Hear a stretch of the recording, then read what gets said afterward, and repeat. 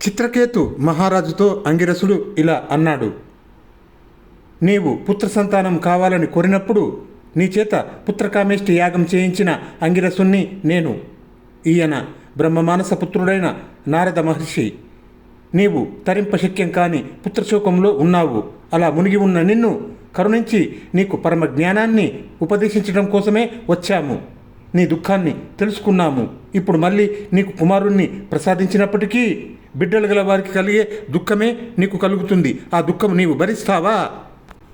ఈ లోకములో భార్యలు దుఃఖాలు కలిగిస్తారు, గృహాలు దుఃఖాలను కలిగిస్తాయి, సంపదలు దుఃఖాలను కలిగిస్తాయి, స్పర్ధ స్పర్శ రూపాదులైన విషయ సుఖాలు కూడా దుఃఖాలను కలిగిస్తాయి.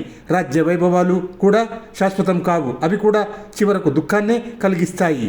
ఇంతేకాదు భోగభాగ్యాలు, పొలము, బలము, ధనము, భృత్యులు, అమాత్యులు, మిత్రులు మొదలైన సంబంధాలన్నీ కూడా శోకాన్ని, మోహాన్ని, భయాన్ని, బాధను కలిగించుతాయే కానీ సుఖాన్ని చేకూర్చలేవు.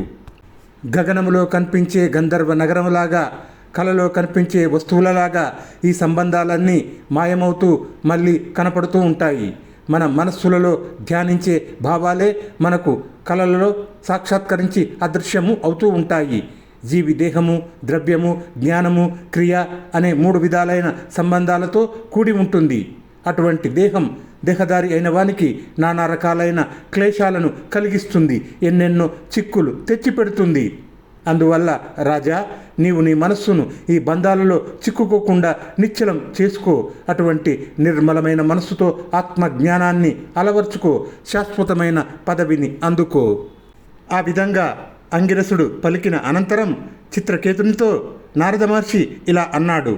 రాజా, ఉపనిషత్తులలో రహస్యంగా నిక్షిప్తమై ఉన్న ఒక మంత్రాన్ని నేను నీకు ఉపదేశిస్తాను. ఈ మంత్రాన్ని 7 రాత్రులు జపించిన వాడికి భగవంతుడైన నారాయణుడి దర్శనం ప్రాప్తిస్తుంది. సమస్త విశ్వానికి ఆశ్రయమైన ఆ నారాయణుడి పాదాలు సేవించి అతడు మోహబంధాలను ఛేదించి అతి శీఘ్రంగా ఉత్తమగతిని పొందుతాడు. నీవు కూడా అలాగే పొందు. ఈ కుమారునికి నీకు ఎటువంటి సంబంధము లేదు.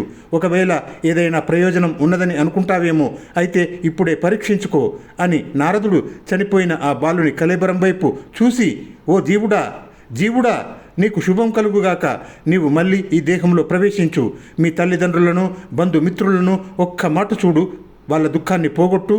మిగిలిన ఆయుష్ అంతా ఈ శరీరంలోనే ఉండి మీ తండ్రి గారి సింహాసనాన్ని అధిష్ఠించు అన్నాడు. అప్పుడు ఆ బాలుడు ఇలా అన్నాడు.